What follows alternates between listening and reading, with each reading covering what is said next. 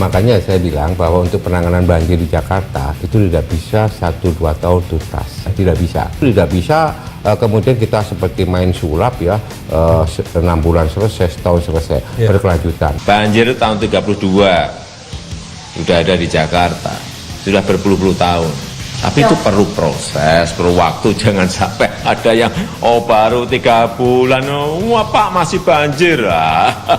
Kayak saya ini kayak dewa, kayak Superman, kayak